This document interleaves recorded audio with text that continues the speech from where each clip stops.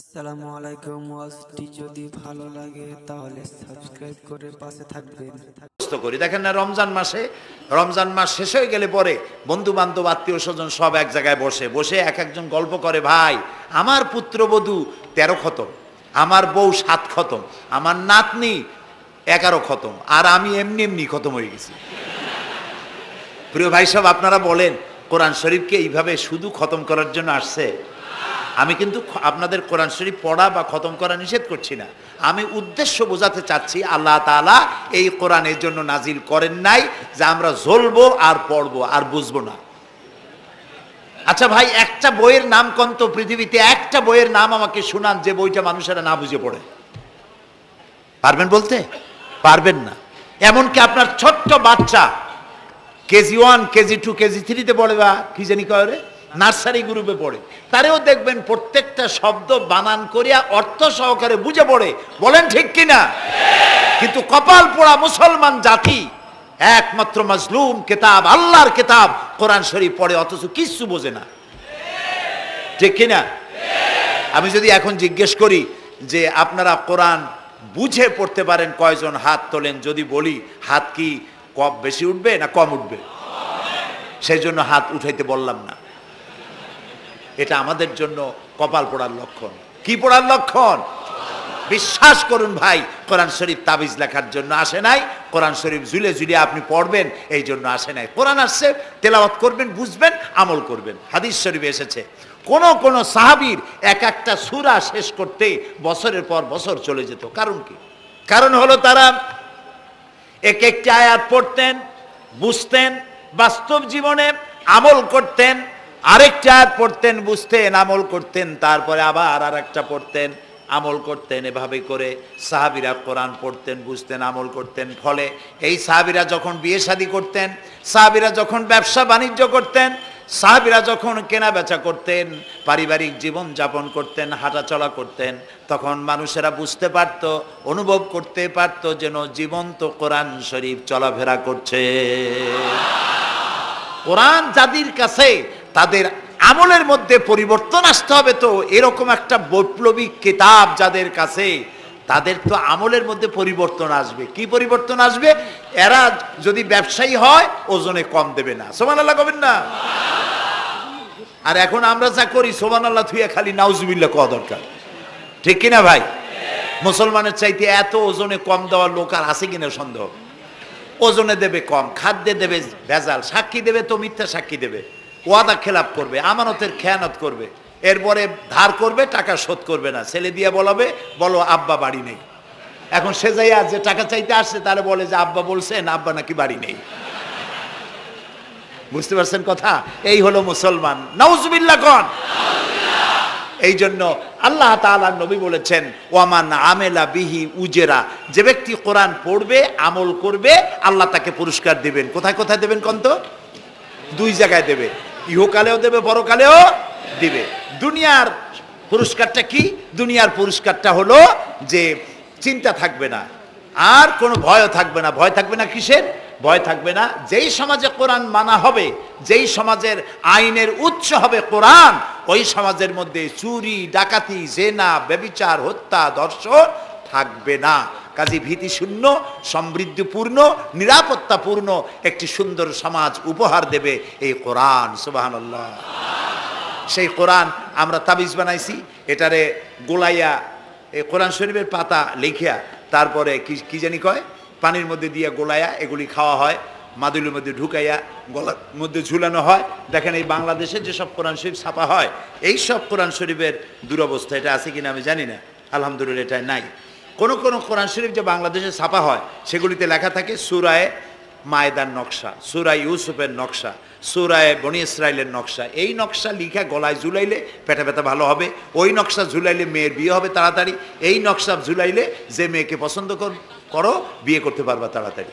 নাউজুবিল্লাহ কর। নকশার মধ্যে আছে কি?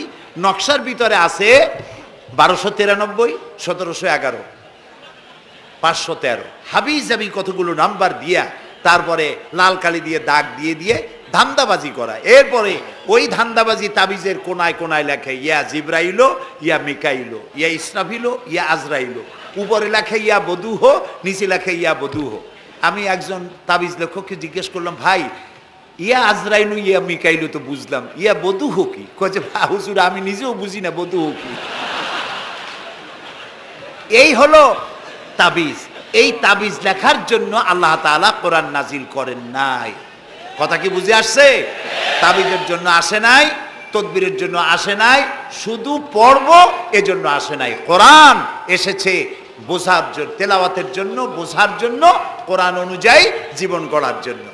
আল্লাহর নবী তাই বলেন, ওয়ামান আমেলা বিহি উজরা, কোরআন শরীফ যে পড়বে আর আমল করবে, দুনিয়ায় শান্তি দেওয়া হবে, আখিরাতেও পুরস্কৃত করা হবে। আখিরাতের পুরস্কারটা কি? নবীজি বলেছেন, মান কারাল কোরআনা ফাস্তাজহারাহু ফাহাল্লা হালালাহু ওয়া হাররামা হারামাহু আদখালাহুল্লাহুল জান্নাহ ওয়া শাফাআহু ফি আশরাতিন মিন আহলি বাইতিহি কুল্লুহুম কাদ ওয়াজাবাত লাহুন নার। সাদাকান নবী সাল্লাল্লাহু আলাইহি ওয়াসাল্লাম।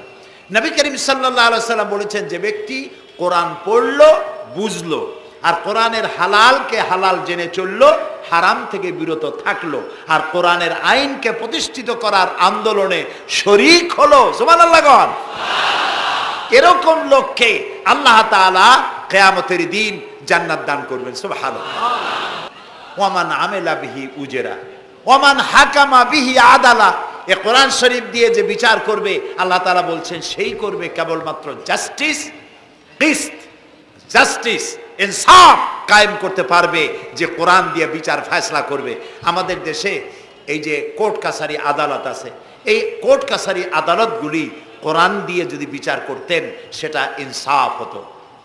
যেহেতু ইনসাফ, আল্লাহর চাইতে ইনসাফগার আর কেউ নাই। আছে কি বলেন? নাই। এখানে ধরুন একজন মানুষ যদি একজনের একটা ঠ্যাং ভাঙিয়ে ফেলাই দিল, তাহলে বিচার কি হবে? ব্রিটিশ ল যেটা আছে, বাংলাদেশ পেনাল কোড যেটা আছে, এই পেনাল কোডে বলা হবে যে সলিমউদ্দিন ঠ্যাং ভাঙছে বসিরউদ্দিন, যে ভাঙছে তার জন্য শাস্তি এই হবে 6 মাসের জেল, 2000 টাকা জরিমানা করে দিল। এখন আপনি বলেন, বিচার মাফে কি দিয়া? ইনসাফের প্রতীক কি? ইনসাফের প্রতীক দাড়িপাল্লা। এই দাড়িপাল্লায় এখন আপনি ওজন দেন ইনসাফ। ঠ্যাং ভাঙছে কার? সলিমউদ্দিন, তার ভাঙ্গা ঠ্যাং এক পাশে থন, এক পাল্লায়। আর বসিরউদ্দিন ভাঙছে ঠ্যাং, সেই কারণে তার 2000 টাকা জরিমানা আর 6 মাসের জেল আর এক পাল্লায় রাখেন। এবার দাড়ি ধরে টান দেন, সমান হবে? যদি 50,000 টাকা জরিমানা হয় আর 6 বছরের জেল হয়, তাও কি সমান হবে? হবে না। সমান হবে কি হলে? সমান হবে ওই সলিমউদ্দিন ভাঙ্গা ঠ্যাং এক পাল্লায় দাও, আর যে ভাঙছে তার নাম কি? বসিরউদ্দিন। সলিমউদ্দিন কেউ যদি থাকেন রাগ করবেন না, আমি একটা দৃষ্টান্ত দিচ্ছি। এখন ওই বসিরউদ্দিন ভাঙ্গা, তারও একটা ঠ্যাং ভাঙ্গিয়া যদি এই পাল্লায় রাখেন, এখন যদি টান দেন, তাহলে সমান হবে কিনা বলে? এটা হচ্ছে কোরআন। এই কোরআন বলছে পায়ের বদলে পা, হাতের বদলে হাত, নাকের বদলে নাক, চোখের বদলে চোখ, জানের বদলে জান। সুবহানাল্লাহ। এটা ইনসাফ। এই ইনসাফ হচ্ছে কোরআনের দেওয়া ইনসাফ। সুতরাং আল্লাহ তাআলা নবী বলছেন, ওমান হাকামা বিহি আদালা, যে ব্যক্তি এই কোরআন দিয়ে বিচার ফয়সালা করবে, যে ব্যক্তি, যে পরিবার, যে সমাজ, তারা ইনসাফ কায়েম করতে পারবে। যেহেতু আল্লাহর চাইতে ইনসাফগার পৃথিবীতে আর কেউ নাই, আকাশেও নাই, জমিনেও নাই। রাসূলুল্লাহ বলছেন, ওয়ামান দা ইলাইহি হুদিয়া ইলা সিরাতিল মুস্তাকিম, যে ব্যক্তি কোরআনের দিকে মানুষকে দাওয়াত দেয়, সেই একটি সহজ সরল রাস্তার দিকে দাওয়াত দেয়, যে রাস্তার শুরু পৃথিবী থেকে আর রাস্তার শেষ জান্নাতুল ফেরদাউসে গিয়া। সুবহানাল্লাহ। এটা হচ্ছে সেই কোরআন। বুঝতে না পারার কারণে আমরা বিপদে পড়েছি। প্রিয় ভাই সব, আপনারা আছেন কষ্টে, বসেছেন পানির মধ্যে, আছেন দাঁড়াইয়া, মাথার উপরে ছেঁড়া সামিয়ানা বিরক্ত করছে। আমি লম্বা করতে চাই না, অল্পের মধ্যে ছেড়ে দেই, যাতে করে আপনাদেরও সুবিধা হয়, কষ্ট না হয়।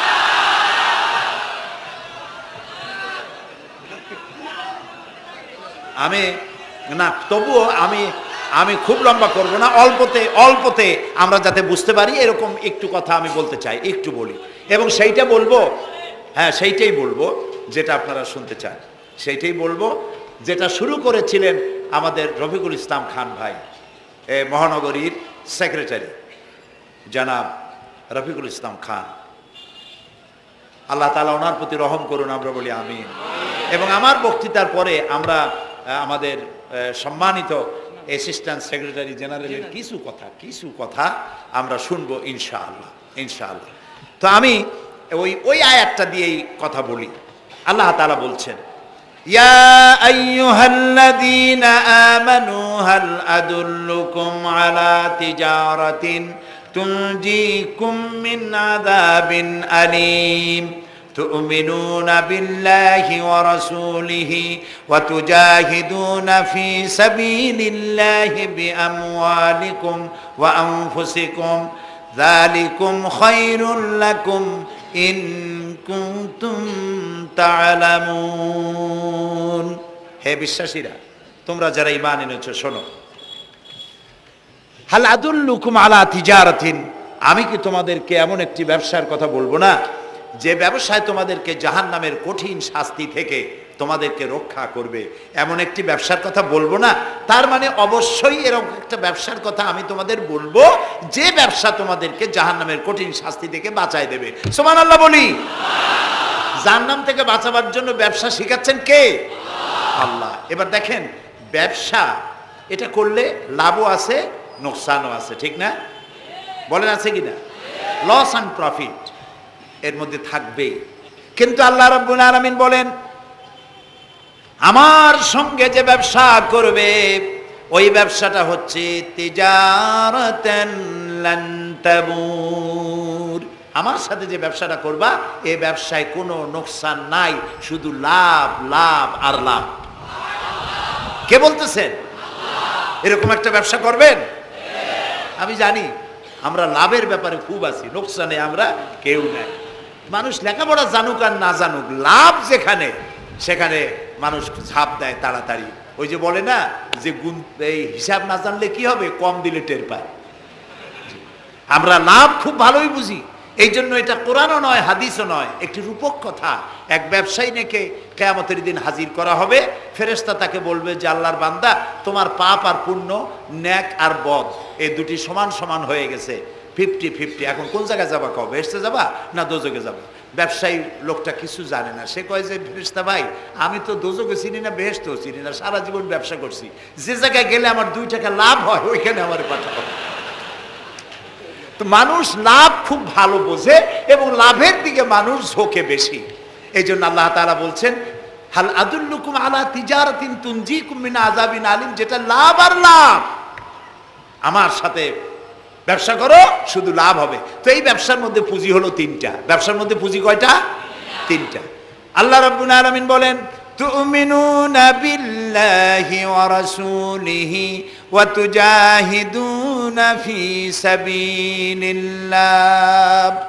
3টি পুঁজি। একটি হলো আল্লাহর প্রতি ঈমান, রাসূলের প্রতি ঈমান এবং আল্লাহর রাস্তায় জিহাদ করা মাল দিয়া জান দিয়া। এই কয়টা হলো? 3টা। চলুন এই 3টি কথার ব্যাখ্যা করে তারপরে মোনাজাত করব সংক্ষেপে, যেন আমরা আল্লাহর সাথে ব্যবসাটা শুরু করতে পারি আজকে থেকেই। আল্লাহ যেন তৌফিক দেন, বলেন আমিন। 1 নম্বর হচ্ছে তুমিনুনা বিল্লাহ, আল্লাহর প্রতি বিশ্বাস, আল্লাহর প্রতি ঈমান। বলেন আল্লাহর প্রতি ঈমান। এখন আপনারা বলবেন যে এটা তো কোনো নতুন কথা হলো না, আল্লাহর প্রতি ঈমান আনছি, যদি ঈমানই না থাকতো তাহলে কি বৃষ্টির মধ্যে এই পানির মধ্যে আমরা কি বসে থাকতাম? 100% সত্য কথা। ঈমান না থাকলে কেউ আসতেন না, আর এই পানির মধ্যে ঝড়ের মধ্যে বাঁশ ভাঙ্গে মাথায় পড়তে পারে এই ঝুঁকি নিয়ে বসতেন না, ঠিক কিনা ভাই? আমরা সবাই ঈমানদার। তবে আল্লাহর উপর ঈমান আনতে হলে 4টি শর্ত লাগে। কয়টি শর্ত? 4টি শর্ত ফুলফিল করলে আল্লাহর উপরে ঈমান এনেছি বলে প্রমাণিত হবে। নইলে আল্লাহ আছে একথা নুরা পাগলাও বলছে। নুরা পাগলার বলা আর আপনার আমার বলা এটা তো এক হওয়ার কথা না, ঠিক কিনা বলে? তা আল্লাহর উপর ঈমান আনতে হলে শর্ত কয়টা? 4টা। 1 নম্বরের শর্ত হলো আল্লাহর জাত সম্পর্কে স্বীকার করে নেওয়া, আল্লাহর অস্তিত্ব, আল্লাহ আছেন এটা মেনে নেওয়া। তো আল্লাহ আছেন এ ব্যাপারে আমাদের কোনো দ্বিমত নাই, ঠিক না? এবং কোরআনে কারীমের ছোট্ট একটি সূরায় আল্লাহ তাআলা তার নিজের জাত সম্পর্কে এভাবে বলেছেন, কুল হুয়াল্লাহু আল্লাহু আহাদ। আমরা জানি না এই সূরা, পড়েন। কুল হুয়াল্লাহু আহাদ আল্লাহুস সামাদ লাম ইয়ালিদ ওয়া লাম ইউলাদ ওয়া লাম ইয়াকুল লাহু কুফুয়ান আহাদ। আল্লাহ তাআলা বলেন, বলো হে নবী আপনি বলুন, আল্লাহ এক এবং একক, তিনি কারো মুখাপেক্ষী নন, তিনি কাউকে জন্ম দেন নাই, তাকেও কেউ জন্ম দেয় নাই। দুনিয়া এই আকাশে এবং জমিনে তার সমকক্ষ কেউ নাই। তিনি এক, তিনি একক, তিনি ছিলেন, তিনি আছেন এবং তিনি থাকবেন। লাইসা কামিসলিহি শাইউন, তার মতো কেউ নাই। তবে প্রশ্ন ওঠে আল্লাহ আছেন কোথায়? এরকম একটা প্রশ্ন করা যেতে পারে, আল্লাহ কোথায় আছেন? বলতে পারবেন কোথায় আছে? এটি নিয়ে বিভ্রান্তি আছে মানুষের মধ্যে। কেউ বলেন আল্লাহ সদা সর্বত্র বিরাজিত, সব জায়গায় তিনি আছেন। এই কথাটি সত্য নয়। আল্লাহর যদি সব জায়গায় থাকা লাগে তাহলে পৃথিবীর মধ্যে ভালো জায়গাও আছে, খারাপ জায়গাও আছে। আছে না খারাপ জায়গা? আমি সেসব জায়গার নাম নিলাম না, আপনারা বুঝে নেন। তাহলে আল্লাহ সব জায়গায় থাকলে এই কথা যদি সত্য হয় তাহলে এটি অত্যন্ত বেয়াদবিমূলক কথা, এ কথা ঠিক না।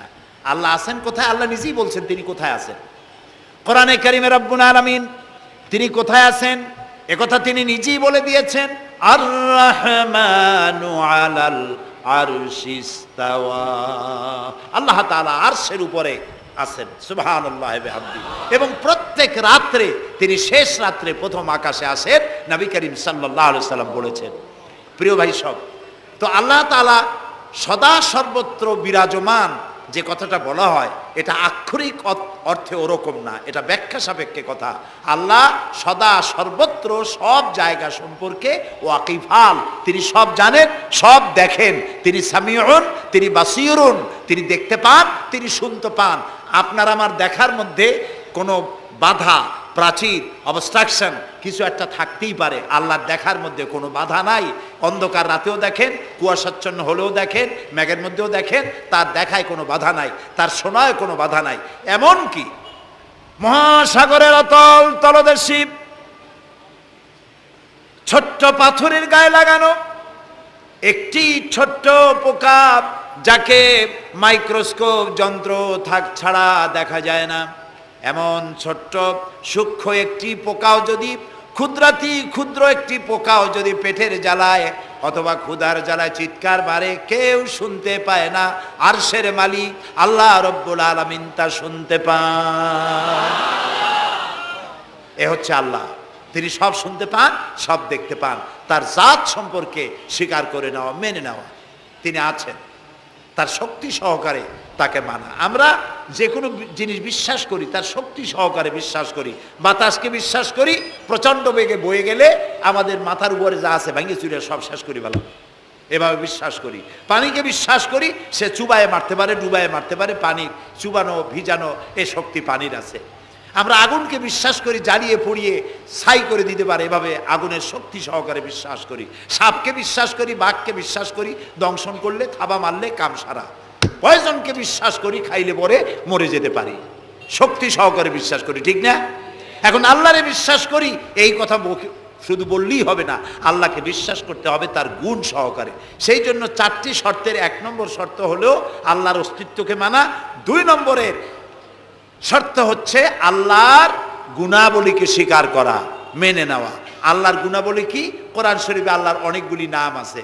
আল্লাহ এ হচ্ছে ইসমে জাত। আল্লাহ এটা কি? ইসমে জাত, আসল নাম কি? আল্লাহ। বলেন সবাই আল্লাহ। ন কিন্তু আল্লাহ এটা অশুদ্ধ, বলার সময় মুখটা গোল হয়ে যাবে। আল্লাহ বলেন সবাই আল্লাহ। কি মধুর নাম, সুবহানাল্লাহ, সুবহানাল্লাহ। আল্লাহ নিজেই বলেছেন ওয়ালাহুল আসমাউল হুসনা, আল্লাহ রয়েছে সুন্দর সুন্দর নাম। 99টি নামের কথা কোরআনে কারিমে আল্লাহ তাআলা নিজেই বলেছেন, সুবহানাল্লাহ। এখন ওই নামগুলিকে বলা হয় সিফাতি নাম, অর্থাৎ গুণবাচক নাম। এই গুণ সহকারে তাকে স্বীকার করতে হবে। তিনি রাজ্জাক, খেতে দেওয়ার মালিক কে? আল্লাহ।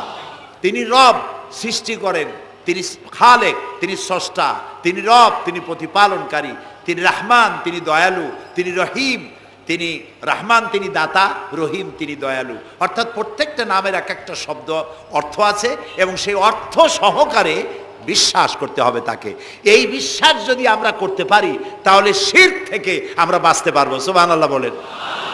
আচ্ছা বলেন তো, সন্তান দেওয়ার মালিককে, সন্তান না দেওয়ার মালিককে, হায়াতের মালিককে, মওতের মালিককে, খেতে দেওয়ার মালিককে, কষ্ট দেওয়ার মালিককে, কষ্ট থেকে বাঁচাবার মালিককে, সব কিছুর মালিককে, এইভাবে আমরা কি বিশ্বাস করি? না, সবাই করি না। যারা বলেছেন আমিও বিশ্বাস করি, হ্যাঁ বিশ্বাস আমাদের থাকতে পারে, কিন্তু অনেক লোক আছে এভাবে বিশ্বাস করে না বলেই বিবাহ করেছে, সন্তান হয় না, তখন শাহ আলী বাগদাদি রহমতুল্লাহ আলাইহের মাজারে গিয়া সেখানে বসে তার ওই মাজারের কাছে গিয়ে চাইলো আমারে সন্তান দাও, খাজা বাবা সন্তান দাও। অথবা হাইকোর্টের মাজারে বৃহস্পতিবার দিন গিয়ে ভিড় করলো, বাবা সন্তান দাও, অথবা মামলায় পড়েছি বাঁচায় দাও, পরীক্ষা দেবে ছেলে পাস করায় দাও ইত্যাদি। বলেন এরকম? বলে না? জায়েজ নাই, একদম জায়েজ নাই। কাকে বলতে হবে? আল্লাহর নবী বলেছেন ওয়াইদা সাআলতা ফাসআলিল্লাহ, কিছু বলতে চাইলে আল্লাহরে বলো। ওয়াইজা সাআলতা ফাসআলিল ফাস ওয়াইজা ইসতাআনতা ফাসতাইন বিল্লাহ, সাহায্য যদি চাও আল্লাহর কাছে সাহায্য চাও।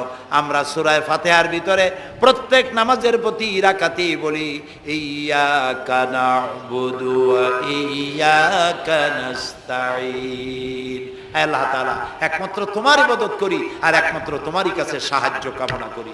হযরত ইব্রাহিম আলাইহিস সালাম আমাদের জাতির পিতা। একটু আগে আমরা বলছি না সবাই, ইব্রাহিম আলাইহিস সালামকে আগুনে, এটারে এদিক ফিরিয়ে দিল কে? ইব্রাহিম আলাইহিস সালামকে আগুনে যখন ফেলে দেওয়া হচ্ছিল তখন হযরত জিবরাইল এসে বলছিলেন আমার কাছে সাহায্য চাও ইব্রাহিম, আমি তোমারে আগুন দিয়ে বাঁচায় দেব। এই যে ইব্রাহিম আলাইহিস সালামের কাছে তাকে সাহায্য দেওয়ার জন্য বলা হলো, এটা কে ঘোরাঘুরি করে? এই মাইকের হর্ন ঘুরান কেন? যেমন ছিল ওই দিকে দিয়ে দেন, আমারে শোনায় তো লাভ নাই। প্রিয় ভাই সব, ইব্রাহিম আলাইহিস সালামকে জিবরাইল বললেন আমার কাছে সাহায্য চাও। ইব্রাহিম আলাইহিস সালাম সাহায্য চাইছিলেন? বলেন চাইছিলেন? হযরত ইব্রাহিম বলেছেন জিবরাইল আমি কেন সাহায্য চাইব তোমার কাছে? আমি তো এমন কোন অন্ধ আল্লাহর ইবাদত করি না যিনি তার নিজের চোখে তার গোলামের দুঃখ দুর্দশা দেখতে পান না। আল্লাহ কি দেখছেন না যে আমি বিপদে পড়ছি? আমি তোমার কাছে কেন সাহায্য চাইবো? আমি আগুনে পড়লে যদি আল্লাহ খুশি হন তাহলে আমি তো এভাবে 1000 বার পড়তে রাজি আছি আমার আল্লাহকে খুশি করার জন্য। এটা হলো আল্লাহর প্রতি বিশ্বাস এবং আল্লাহর কাছে চাওয়া। চাইতে হবে কার কাছে? আমি বিপদে পড়ছি বলবো কারে? আমি অশান্তিতে আছি বলবো কারে? আমার অভাব আছে বলবো কারে? সর্বাবস্থায় আল্লাহকে বলতে হবে। দেখুন আমাদের জাতির পিতা ইব্রাহিম আলাইহিস সালামের কথা এ কোরআন শরীফে আল্লাহ তাআলা বলে দিয়েছেন। তিনি কি বলেছেন? হযরত ইব্রাহিম বলেছেন আল্লাযী হুয়া ইউতঈমুনি ওয়া ইয়াসকিন, আমি যখন ক্ষুধার্ত হই আল্লাহ আমারে খাওয়ান, আমি যখন তৃষ্ণার্ত হই আল্লাহ আমারে পান করান। ওয়া ইযা মারিতু ফাহুয়া ইয়াশফিন, আমি যখন অসুস্থ হই আল্লাহ আমারে রোগ মুক্ত করেন। সুবহানাল্লাহ। আইয়ুব আলাইহিস সালাম 18 বছর রোগ ভোগ করলেন, কষ্ট পাইলেন, তিনি সাহায্য কার কাছে চাইছিলেন? ইউনূস আলাইহিস সালামের মতো বিপদে এই পৃথিবীর কোনো মানুষ এত বড় বিপদে পড়ে নাই। মাছে তারে গিলে ফেলল, পানির অতল তলদেশে মাছ চলে গেল, মাছের পেটে দরজা নাই, জানালা নাই, ভেন্টিলেটর নাই, মাথা গলাইয়া কোন রকম বাইর হবে এমন কোনো পথ নাই, বাঁচার কোনো উপায় নাই। হযরত ইউনূস আলাইহিস সালাম যখন মাছের পেটের ভিতরে বিরাট বিপদে পড়ে গেলেন, হযরত ইউনূস আলাইহিস সালাম সাহায্য কার কাছে চেয়েছিলেন বলুন? তিনি বললেন, আল্লাহ তাআলা তার ঘটনা কোরআন শরীফের মধ্যে এভাবে বর্ণনা করেছেন ওয়াযান্নুন ইয যাহাবা মুগাদিবান ফাযান্না আন লান নাকদিরা আলাইহি ফানাদা ফি যুলুমাতি আন লা ইলাহা ইল্লা আনতা সুবহানাকা ইন্নী কুনতু মিনাজ জালিমিন। আল্লাহ শোনাচ্ছেন, ও পৃথিবীর মানুষেরা শোনো, ইউনূসকে যখন মাছে গিলে ফেললো, সে তখন ত্রিবিধ ফানাদা ফিজ যুলুমাত জমায় কাসির, ত্রিবিধ অন্ধকারের ভেতর থেকে তিনি চিৎকার মারলেন।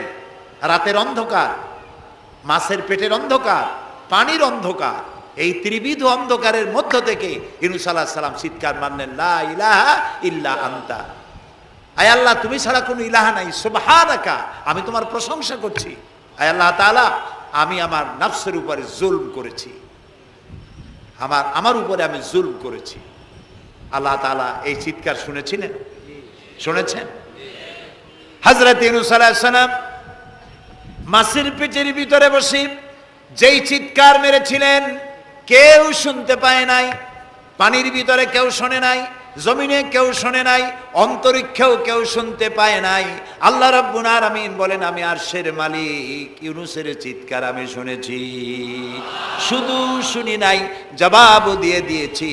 ফাস্তাজাবনা লাহু ওয়া নাজ্জাইনাহু মিনাল গাম্মি ওয়া কাযালিকা নুজিল মুমিনিন।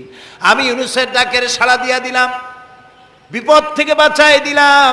মাছের পেটের ভিতরে যন্ত্রণা শুরু হয়ে গেল, মাছ দেখলো বমি না করলে আর বাঁচবো না, এমন অবস্থা মাছের হয়ে গেল।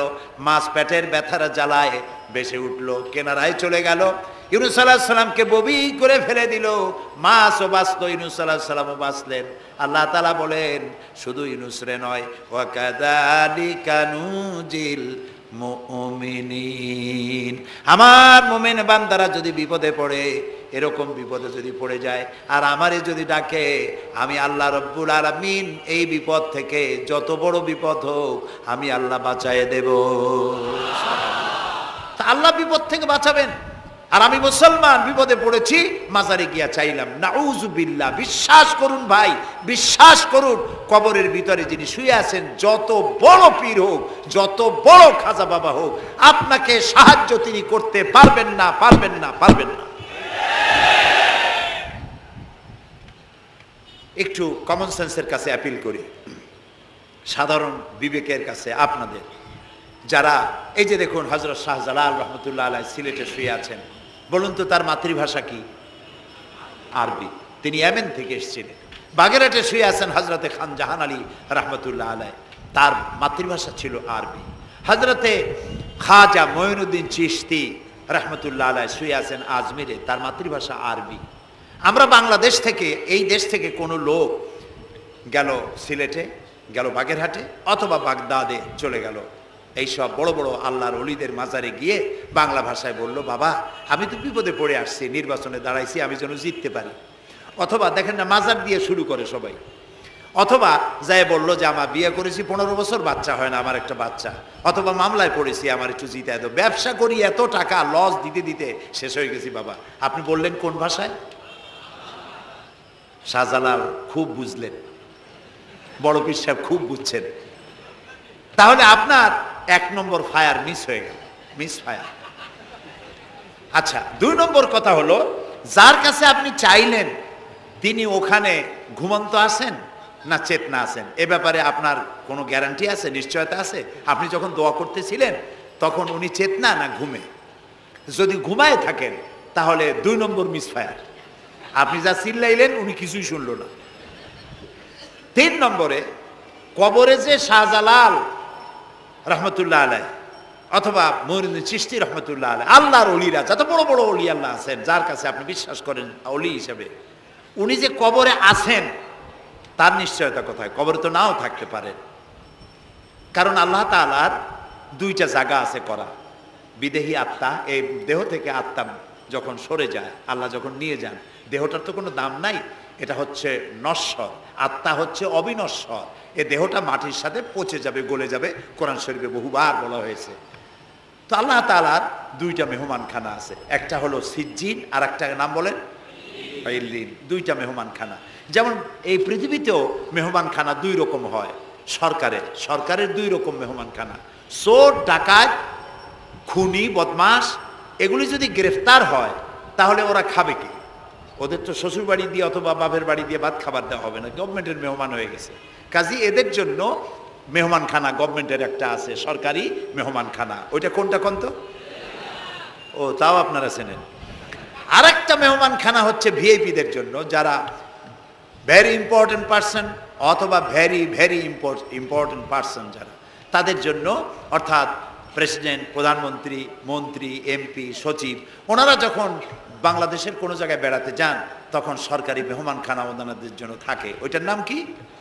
সার্কিট হাউস, ডাক বাংলা ইত্যাদি, রেস্ট হাউস, এগুলি তার জন্য থাকে। তো পৃথিবীর মানুষের জন্য শ্রেণীভেদে যদি এ ধরনের মেহমানখানা থাকে, তো যারা নাকি দুনিয়া থেকে মারা যাবে ওদের জন্য আল্লাহর মেহমানখানা থাকতে নাই? আছে। এবং সেটা আগেই বলেছি, যারা জাহান্নামে যাবে ওদেরকে রাখা হবে সিজ্জিন নামক একটা মেহমানখানা আছে, ওখানে তারা থাকবে। আর যাদেরকে আল্লাহ জান্নাতে নিবেন, তো বিচারের আগে তো জান্নাতে নিবেন না, তাদেরকে ইল্লিন নামক সার্কিট হাউস জাতীয়, এই জাতীয় একটা ভালো জায়গায় আল্লাহ তাআলা তাদের রাখবেন।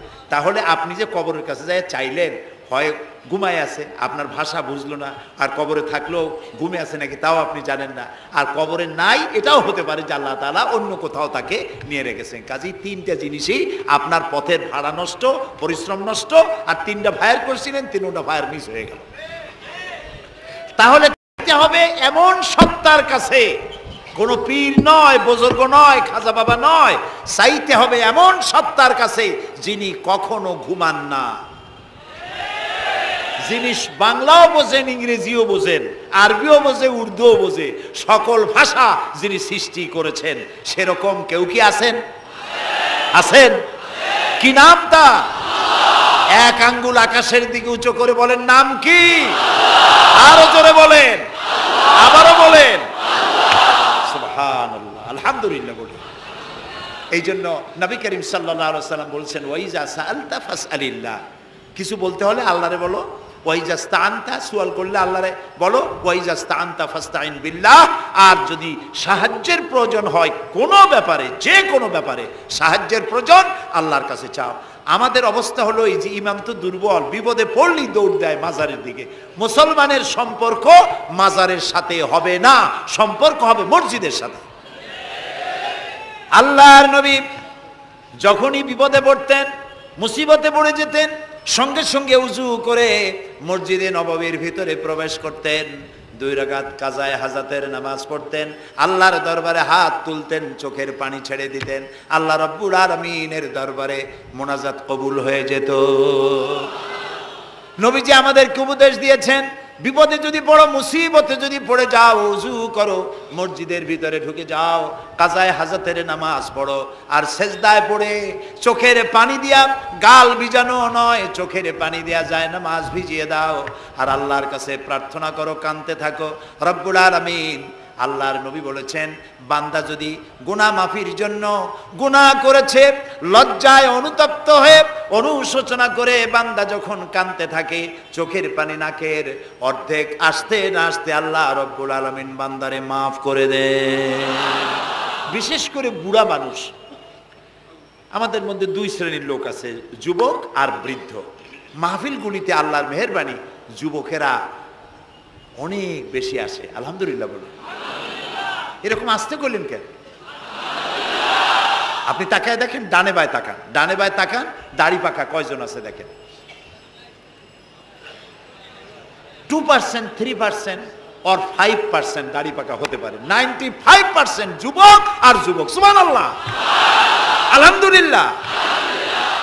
বামপন্থীদের এখানেই কষ্ট, এখানেই কষ্ট। তারা চিন্তা করে এত কষ্ট করিয়া পয়সা করি দিয়া তারপরে কর্মী বানাইলাম, একটা মাহফিলে গিয়া কি এর একটা সমাবেশ দেখলো, মাহফিলে গেল, আমাদের পুকুরের জিয়ানো মাছগুলি সব ইসলামের পুকুরে চলে গেল।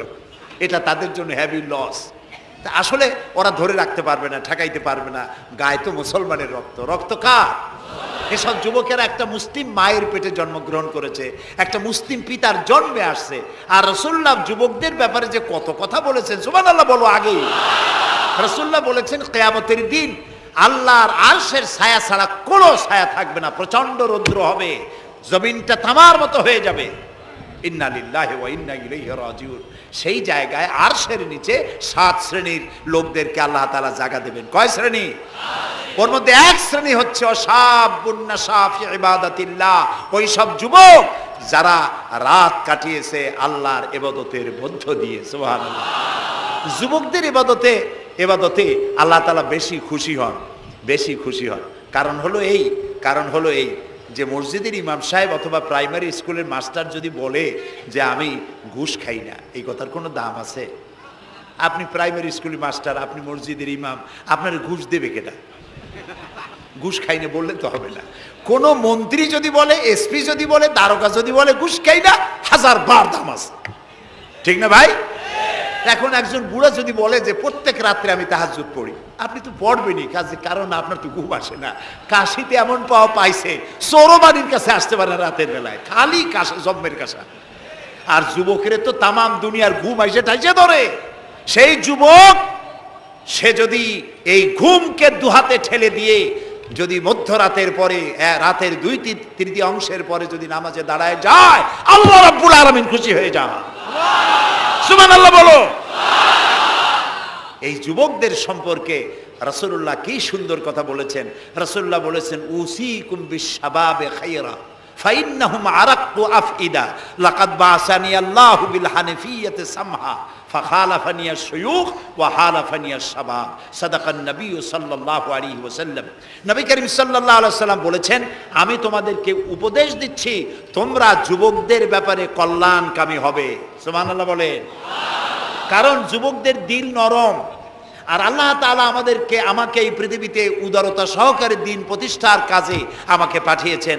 আর এই পৃথিবীতে আমার আল্লাহর দেওয়া ইসলাম প্রতিষ্ঠা করার কাজে আমার বিরোধিতা করেছে বুড়োরা, আর সহযোগিতা করেছে যুবকেরা। দেখেন না রাসূলুল্লাহর সাথে বিরোধিতা কারা করলো? তাদের বয়স কত? আবু জাহেল, আবু লাহাব, ওতবা, সাইবা, মুগিরা, ওলীদ, আবু সুফিয়ান, কুষ্টি সুদ্দা, সকলের বয়স ছিল 40-এর ওপরে। আর যারা ঈমান আনলো সর্বপ্রথম, তাদের বয়সগুলি রাসূলুল্লাহকে যারা সাহায্য করলেন, হযরতে জুবাইর ইবনুল আওয়াম, আব্দুর রহমান বিন আউফ ইসলাম কবুল করলেন, বয়স তখন 17 বছর।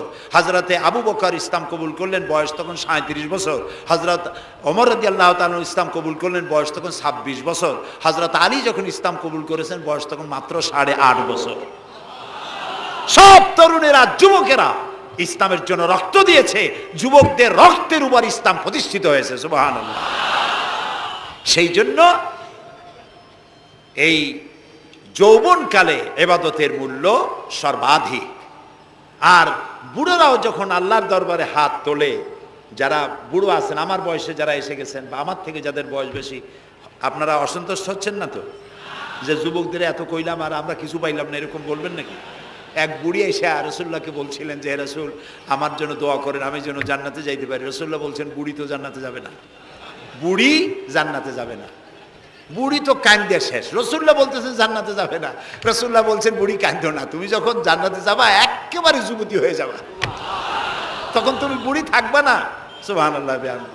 সুতরাং বুড়ো মানুষের মন খারাপ করার কারণ নাই, ওই যৌবন কালটা আমরা সবাই পার করে এসেছি। সুবহানাল্লাহ। সেটা যদি ভালো কাজে করে থাকি আল্লাহর কাছে পুরস্কার পাবো, আর যদি অন্যায় করে থাকি সেজন্য আল্লাহর কাছে বিনীতভাবে ক্ষমা চাই। আল্লাহ আমাদের মাফ করুন, বলি আমিন। সবাই বলি আমিন। যুবক ভাইয়েরা, আর বৃদ্ধদেরকে এখন আরেকটি কথা বলতে চাই, সেটা হলো বুড়োরা যদি আল্লাহর কাছে যখন হাত তোলে, আল্লাহ তাআলা বলেছেন, হে রাসূল, ইসলামের মধ্যে থেকে যে চুল দাড়ি পাকাইছে, ইসলামের মধ্যে থেকে দাড়ি চুল পাকায় ফেলেছে, এই অবস্থায় আমার কাছে যদি হাত তোলে আর কাঁদতে থাকে, এই বুড়োটারে আমি খালি হাতে ফেরত দিতে আমার শরম করে। আমি কেমনে বুড়োটারে খালি হাতে ফিরাই? একবার হযরত ওমর রাদিয়াল্লাহু তাআলা আনহু নবী করিম সাল্লাল্লাহু আলাইহি ওয়াসাল্লামের ঘরে প্রবেশ করে দেখছেন তিনি কাঁদছেন। হযরত ওমর জিজ্ঞেস করলেন, ইয়া রাসূলুল্লাহ, আপনি কাঁদছেন কেন? তিনি বললেন, এইমাত্র জিবরিল এসেছিল, জিবরিল এসে আমারে বলে গেল যে আপনার উম্মতের মধ্যে যেই সব লোক ইসলামের মধ্যে থেকে দাড়ি চুল পাকিয়েছে, কিয়ামতের দিন আল্লাহ তাআলা ওই সব বুড়া বুড়িদেরকে শাস্তি দিতে লজ্জাবোধ করবেন। হযরত ওমর বলেন, ইয়া রাসূলুল্লাহ, এ তো আপনার উম্মতের জন্য শুভ সংবাদ, আপনি কাঁদেন কেন? আল্লাহর নবী বলেন, হে ওমর, আমার কান্নার কারণ ভিন্ন। আমার কান্নার কারণ হচ্ছে আমার লজ্জা করে, আমার লজ্জার অনুভূতিতে আঘাত লাগে এই ব্যাপারে যখন আমি চিন্তা করি যে আল্লাহ রাব্বুল আলামিন যেই বুড়াদেরকে কিয়ামতের দিন শাস্তি দিতে লজ্জা বোধ করবেন, সেই বৃদ্ধ মানুষগুলো আল্লাহর সাথে নাফরমানি করতে লজ্জা বোধ করে না। এই জন্য এই দুঃখে, এই লজ্জা আমি কান্দি। বয়সের একটা সীমা থাকা উচিত যে আপনি কোন পর্যন্ত পাপ করবেন। বুড়া হয়ে গেছে, তারপরও মদ খায়, তারপরে জেনা, ব্যভিচার, শয়তানি, বদমাশি, দাঁড়িয়ে এগুলি কি? দাড়ি চুল পাকা এগুলি কি? এগুলি আগে পাকতো না কারো। পৃথিবীতে সর্বপ্রথম দাড়ি আর চুল পেকেছে হযরত ইব্রাহিম আলাইহিস সালামের। এর আগে কারো দাড়ি চুল পাকে নাই। ইব্রাহিম আলাইহিস সালাম প্রশ্ন করলেন আল্লাহর কাছে যে আল্লাহ তাআলা এটা কি হলো আমার? আল্লাহ তাআলা বললেন এটা হচ্ছে ওয়াকার, এটা মর্যাদা, তোমার সম্মানকে বাড়িয়ে দেওয়া হলো। তো দাড়ি চুল পাকলে সম্মান বাড়ে। এই দাড়ি চুল পাকলো, এগুলি সিগন্যাল, সংকেত। দাড়ি পাকছে, সংকেত দেওয়া হলো তুমি কিন্তু বয়সের প্রান্তে এসেছো। চোখে কম দেখো, আর একটা সিগন্যাল মৌতের, আর একটা সিগন্যাল খাইয়া হজম করতে পারো না, আর একটা সিগন্যাল তুমি ঘুমাইতে পারো না, রাতের বেলা ঘুম আসে না, আর একটা সিগন্যাল দাঁড়াতে পারো না, কোমর ব্যথা করে, আর একটা সিগন্যাল। একটার পর একটা সিগন্যাল আসতেছে, 1 নম্বর 2 নম্বর, ডেঞ্জার সিগন্যাল নাম্বার 10। তারপরে হুশ হয় না মানুষের। নাউযুবিল্লাহি মিন যালিক। আল্লাহ তাআলা আমাদের হুশে আসার তৌফিক দান করুন, আমরা বলি আমিন। প্রিয় ভাই সব, খুব লম্বা করা যাবে না। 2 নম্বরে বলছিলাম আল্লাহর গুণাবলীর উপরে বিশ্বাস। 3 নম্বরে আল্লাহর কুদরত, আল্লাহর ক্ষমতায় বিশ্বাস। আল্লাহরে বিশ্বাস করি, এই কথার দাম নাই। দাম হবে 4টা শর্ত পূরণ করলে। কয়টা শর্ত? 3 নম্বরে আল্লাহর ক্ষমতা। 3 নম্বরে কি? আল্লাহর ক্ষমতা কি? আল্লাহর ক্ষমতা হচ্ছে রাতকে দিন বানান, দিনকে রাত বানান, জীবিতকে মৃত্যু করেন, মৃত্যুর ভিতর থেকে জীবন দান করেন, সাগরকে নগর বানান, নগরকে সাগর বানান। তিনি মরুভূমিতে ঝর্ণা, মরুভূমির ভিতরে পানির প্রস্রবণ চালু করে দিতে পারেন, মরা গাছে ফুল ফুটায় দিতে পারেন। শুধু 2টা অক্ষর কুন বলেন হও, আর সঙ্গে সঙ্গে হয়ে যায়। আল্লাহ তাআলা বলেছেন ফাআলুন লিমা ইউরিদ, যা খুশি তিনি তাই করতে পারেন। সুবহানাল্লাহ বলেন। এই মাত্র কয়েক মাস আগে সুনামি কি হয়েছিল? এইটা যদি হয় সুনামি, তাহলে কুনামি কি আল্লাহই জানে। সুনামি হইল মালয়েশিয়া, ইন্দোনেশিয়া, মালদ্বীপ, শ্রীলঙ্কা, ইন্ডিয়া, থাইল্যান্ড, এই উপকূলীয় এলাকায় সুনামি। মাত্র 1.5 মিনিট, 1.5 মিনিটের সুনামিতে জলকম্পন আর পানি কম্পনে 2.5 লক্ষ মানুষ শেষ, আর 1 লক্ষ মানুষের কোনো খোঁজ নাই। প্রায় 3.5 থেকে 4 লক্ষ মানুষ দুনিয়া থেকে বিদায় হয়ে গেল 1.5 মিনিটের মধ্যে। আর সমুদ্রের পানি 33 থেকে 35 ফিট উঁচু হয়ে পানি এসে নগর, গাড়ি বাড়ি ভেঙে চুরে পাতার মতো, শুষ্ক পাতার মতো সব উড়িয়ে ভাসিয়ে শেষ করে দিল। সুবহানাল্লাহ। আবহাওয়াবিদরা বলেছেন, বিজ্ঞানীরা বলেছেন এটা নাকি কি বলে ভারত মহাসাগরের অতল তলদেশে যেখানে মাটি, ওই মাটিরও কয়েক কিলোমিটার নিচে ফাটল ধরেছে। সেই ফাটল ধরে কি দিকে করিয়া জমিনে কম্পন লাগলো, পানিতেও কম্পন লাগলো। আমাদের এই যে ঢাকায় সকালবেলায় যারা মর্নিং ওয়াক যারা করেন, রমনা লেকের পাশ দিয়ে হাঁটতেছে, হঠাৎ পিছনে পানি মারছে, দেখে যে সকলের পিছনে পানি মারে কে? তাকায় দেখে রমনা লেকের পানি উথাল পাথাল খেয়ে গেছে। ভূত না জেন জুতা মুতা ফালাই ধুয়ে দিছে দৌড়। পানির মধ্যে যে কম্পনটা বাংলাদেশে হলো, এই কম্পনটা যদি মাটিতে হতো তাহলে এই অপরিকল্পিত বানানো শহর ভেঙ্গে চুরে ভর্তা হয়ে যেত। আল্লাহ শুকরিয়া আদায় করি যে আল্লাহ তাআলা দয়া করে আমাদের গরিব দেশটাকে হেফাজত করেছেন। বলেন আমিন। আল্লাহ তাআলা, আমরা পাপী, আমরা 1000বার স্বীকার করি আমরা পাপী, আমরা গুনাহগার, আমরা অপদার্থ, আমরা অযোগ্য তোমার বান্দা হওয়ার। তুমি এই গরিব মুসলমানদের এই দেশটাকে দয়া করে আসমান এবং জমিনি সব বালা ও মুসিবত থেকে হেফাজত করো আল্লাহ তাআলা। প্রিয় ভাই সব, আল্লাহ তাআলার ক্ষমতাকে বিশ্বাস করতে হবে। আর 4 নম্বরে আল্লাহর হুকুম এবং আহকামকে মানতে হবে, আল্লাহর আদেশ আর নিষেধ মানতে হবে। তা না হলে মুসলমান হওয়া যাবে না। যা যা আদেশ করেছে যদি প্রশ্ন করা হয় মুসলমান কারে বলে, তাহলে আমি 1 লাইনে বুঝাই দিই মুসলমান কারে বলে। ব্যাখ্যা দেওয়া যাবে সারা রাত, কিন্তু ব্যাখ্যা দেওয়ার জরুরত নাই। 1 লাইনে বুঝাই দিই মুসলমান কারে বলে। মুসলমান সেই ব্যক্তি এই কোরআনের মধ্যে আল্লাহ যা যা আদেশ করেছেন সব মানে, আর যা যা নিষেধ করেছেন তার থেকে বিরত থাকে। রাসূলুল্লাহ যা যা আদেশ করেছেন তা মানে, যা যা নিষেধ করেছেন তার থেকে বিরত থাকে। যে ব্যক্তি এটা করে তার নাম মুসলমান। বুঝে আসছে? তার নাম কি? মুসলমান। এই যে কি বলে, আমেরিকায় গত জুমার দিন এক মহিলা ইমামতি করলো মসজিদে, একজন কইল সুবহানাল্লাহ। এটা সুবহানাল্লাহ কোর কথা? নাউজুবিল্লাহ বলে। কোন জায়গায় কি দোয়া পড়া লাগবে তাও একটু জানিয়ে শুনিয়া তারপরে সেগুলি বলা দরকার। প্রিয় ভাই সব, মহিলারা ইমামতি করতে পারে না, জায়েজ নাই, বিধান নাই।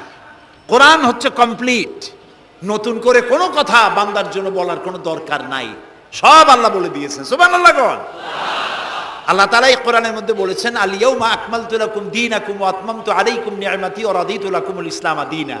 আমি আজ এই ইসলামকে একটি পূর্ণাঙ্গ জীবন ব্যবস্থা হিসেবে কমপ্লিট করে দিলাম এবং এটার উপর আমি সন্তুষ্ট হলাম। কে বলেছেন? আল্লাহ তাআলা বলেছেন এটা কমপ্লিট, নতুন করে কিছু করার দরকার নাই। আমাকে একজন জিজ্ঞেস করলো যে মেয়ে লোকের পিছনে নামাজ যে পড়া, মেয়ে লোক যে ইমামতি করতে পারবে না, এটা কোরআন শরীফের কোন আয়াতে আছে এবং হাদিসের কোন হাদিসে আছে যে মেয়ে লোক ইমামতি করতে পারবে না? তা আমি বললাম যে আগে আমার এই কথার জবাব দেন, আপনারটার জবাব পরে দিই। আমার কথার জবাব আগে দেন। মাগরিবের নামাজ কয় রাকাত পড়ি ফরজ? 3 রাকাত। 4 রাকাত পড়া যাবে না, এটা কোরআন শরীফের কোন আয়াতে আছে, কোন হাদিসে আছে? ফজরের নামাজ ফরজ কয় রাকাত? 3 রাকাত পড়া যাবে না, অথবা 4 রাকাতও পড়া যাবে না, এটা কোন হাদিসে আছে, কোন আয়াতে আছে? কয় যে কোনো জায়গায় নেই। তাই বললাম ওঠাও কোনো জায়গায় নেই।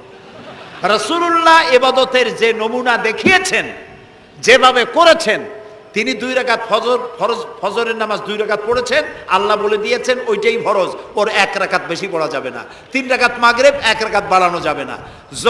জোহর সব দিন জোহর পড়ি 4 রাকাত ফরজ, আর জোহরের ওই নামাজটি জুমার দিনে কয় রাকাত পড়ি? 2 রাকাত ফরজ পড়ি। এই কনসেশন কে করলো? না, আল্লাহ করেননি।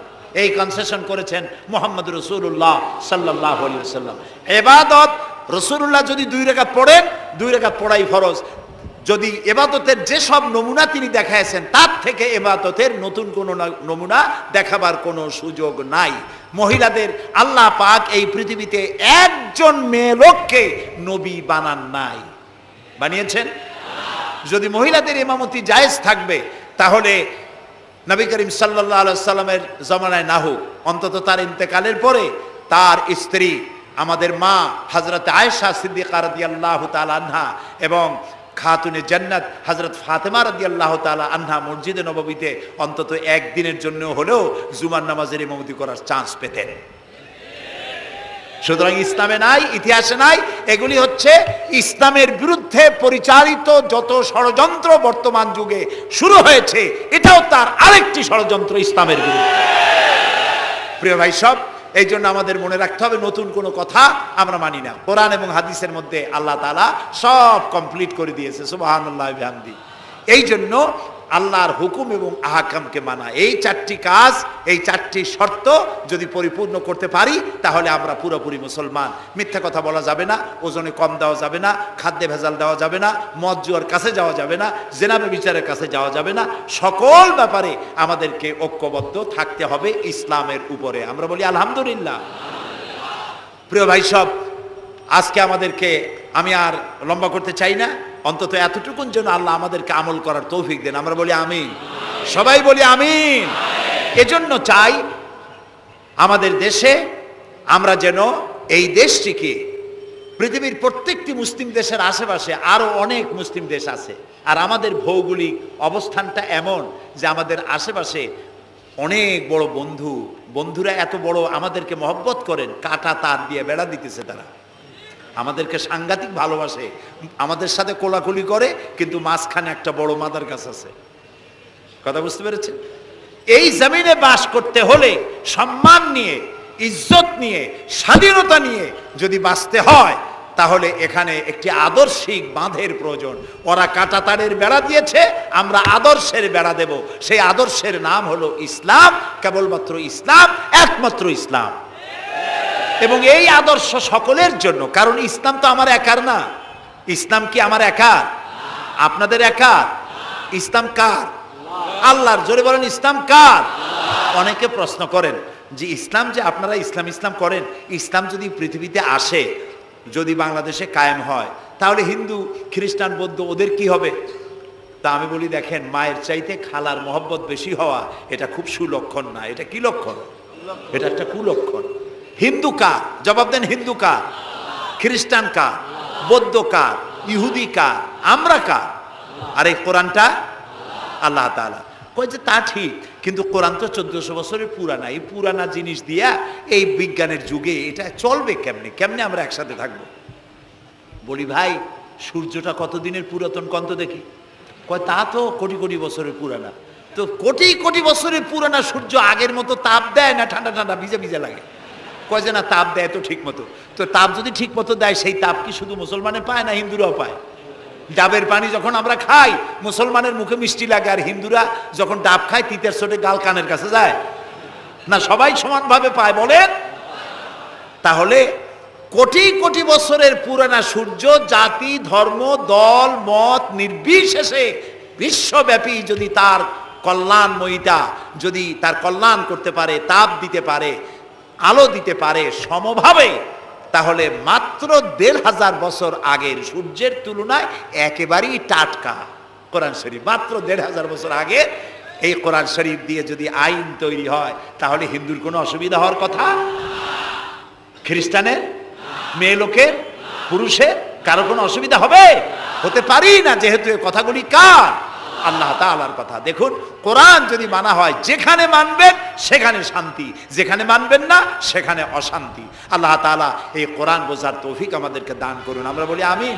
কোরআন এইভাবে এই সামান্য সময় বোঝানো সম্ভব না, সেই জন্য আমি আপনাদেরকে উপদেশ দেওয়ার মতো আমি এরকম ধৃষ্টতা দেখাবো না। আমি পরামর্শ দিতে চাই আপনাদেরকে, যে সেটা হচ্ছে কোরআন বোঝার জন্য তাফসীর পড়বেন। কি পড়বেন কন্ত? যেই তাফসীরটা পড়লে পরে ইসলাম বুঝবেন, নিজেকে বুঝবেন, নিজের দায়িত্বের অনুভূতি বুঝবেন, সেই তাফসীরটার নাম তাফহিমুল কোরআন। বলেন তো নামটা কি? আর একবার বলেন। 19 খণ্ডে সমাপ্ত। এটি নামটা যদিও আরবি, এটি বাংলায় অনুবাদ করা হয়েছে। বাংলা আমার মায়ের ভাষা, আলহামদুলিল্লাহ কোন। বাংলা ভাষার জন্য আমরা গর্বিত, আলহামদুলিল্লাহ কোন। আর ভাষার স্রষ্টা পৃথিবীর কোনো মানুষ নয়, ভাষার স্রষ্টা কে? আল্লাহ চুজ করেছেন আমাদেরকে বাংলা ভাষার জন্য, তাই আমরা বাংলা ভাষী। আর বাংলা আমার প্রিয় ভাষা, আমার মায়ের ভাষায়, আমার বাপের ভাষায়, এই বাংলা ভাষায় কোরআন শরীফে অনেক তাফসিরের বাংলা হয়ে গেছে, আলহামদুলিল্লাহ। এবং হাদিস, এমন কোন হাদিস নাই যার বাংলা হয় নাই। এমন কোন ইসলামী সাহিত্য যা মুসলমানদের জন্য প্রয়োজন, তার সবগুলি বাংলা ভাষায় ছাপা হয়ে গেছে, আলহামদুলিল্লাহ। কিন্তু আমাদের একটু কপাল খারাপ, এখানে বিমল মিত্রের কড়ি দিয়ে কিনলাম এত বড় বই, এগুলো পড়তে মাথায় যন্ত্রণা হয় না। শরতের রচনা বলি, রবীন্দ্রের রচনা বলি, বঙ্কিমের রচনা বলি, পড়তে মাথায় যন্ত্রণা হয় না। বড় বড় নাম করা নাট্যকারদের লেখা এই সেই হাবিজাবি কত বইপত্র, সব পড়তে পারে, কিন্তু কোরআন শরীফের একটা তর্জমা, একটা আয়াত, 2টা আয়াত পড়ার মতো ধৈর্য আমাদের নাই। প্রিয় ভাই সব, যারা পড়ে না তারা পৃথিবী গড়তে পারে না, যারা পড়ে তারাই গড়ে। আপনি চিন্তা করে দেখেছেন, গত 100 বছরের ভিতরে এই মুসলমানেরা পৃথিবীকে কিছু উপহার দিতে পেরেছে আবিষ্কার করে। আপনার পকেটে যে মোবাইল, আমার পকেটে যে মোবাইল, এটা আমাদের আবিষ্কার করা না? কম্পিউটার আমাদের আবিষ্কার করা না? কিন্তু যখন আমরা পড়তাম তখন আমরা আবিষ্কারও করতাম। এক সময় ঘড়িটা আমরা আবিষ্কার করেছি। আপনার আমার হাতে যে ঘড়ি, এই ঘড়ি আবিষ্কার করেছে মুসলমানেরা। কম্পাস আবিষ্কার করেছে মুসলমান। অ্যালজাবরা, ম্যাথামেটিক্স, জিওমেট্রি আবিষ্কার করেছে মুসলমানরা। এই সার্জারি, শল্য চিকিৎসা আবিষ্কার করেছে মুসলমানেরা। অনেক বন্দুক, কামান আবিষ্কার করেছে মুসলমানেরা। যখন তারা পড়তো তখন তারা দেশ গড়ত, পৃথিবী তাদের পায়ের উপরে চুমা খাইতো। এখন লেখাপড়া নাই, অন্যের বানানোটা সেইটা গ্রহণ করি। যদি পড়তাম তাহলে নিজেকেও করতে পারতাম, পৃথিবীকেও কিছু দিতে পারতাম। এই জন্য কোরআন শরীফের মধ্যে আল্লাহ তাআলা প্রথম রসুলের কাছে যে আয়াত নাজিল করেছেন, সেটা নামাজ না, রোজা না, হজ না, যাকাত না। প্রথম যে কথা বলেছেন সেটা ছিল ইকরা বিসমি রাব্বিকাল্লাযী খালাক। পড়ো পড়ো, রিড অ্যান্ড রিড। তুমি তোমার প্রভুর নামে, তোমার আল্লাহর নামে পড়ো। আল্লাহ প্রথম কি বলেছেন? পড়ো। সেই পড়ার কাছে আমরা নাই। আমরা কি ওয়াদা করতে পারবো যে এখন থেকে আমরা পড়বো? পারবো ওয়াদা করতে? এই পৃথিবীকে যদি কিছু দিতে চাই, আমার নিজের পরিবার যদি গড়তে চাই, সমাজ এবং রাষ্ট্র বিনির্মাণে যদি কোনো অবদান রাখতে চাই, পড়ার কোনো বিকল্প নাই। আসুন আমরা সবাই মিলে পড়ি, ইসলামের বইপত্র পড়ি, সাহিত্যের কোনো অভাব নাই। ইসলামী সাহিত্যের বিশাল ভান্ডার খুলে দেওয়া হয়েছে বাংলাদেশে। আলহামদুলিল্লাহ কর, জোরে আলহামদুলিল্লাহ কর। তাফহিমুল কোরআন কোথায় আছে খুঁজে বের করতে হবে। মাত্র 1000 টাকা হাদিয়া, মাত্র 1000 টাকা। পানের দোকানেও এখন তাদের পুঁজি অনেক বেশি। আলহামদুলিল্লাহ, আমার দেশের মানুষের ইনকাম বাড়ছে। আলহামদুলিল্লাহ কর, এইরকম আলহামদুলিল্লাহ কোন আসতে পয়সা বাড়লো আপনাদের, কোন আলহামদুলিল্লাহ। মানুষের না শুকুরিটা বেশি। দেখেন রোজার মাসে কাঁচামরিচের দাম একটু বেড়ে গেল, দেখছেন না শুকুরি, তখন কি চিল্লা পাল্লা শুরু হয়ে গেল। কাঁচামরিচ 180 টাকা, এই দেশে থাকবো না। লোকেরা বলেছে আপনারা যান না কেন? আচ্ছা, বেগুন হইছে 80 টাকা কেজি, বেগুন 80 টাকা। তো রোজার মাস বেগুন 80 টাকা, বেগুনি খাইতে পারে না। বাংলাদেশের মানুষ তো উদ্ভাবনী ক্ষমতা আছে।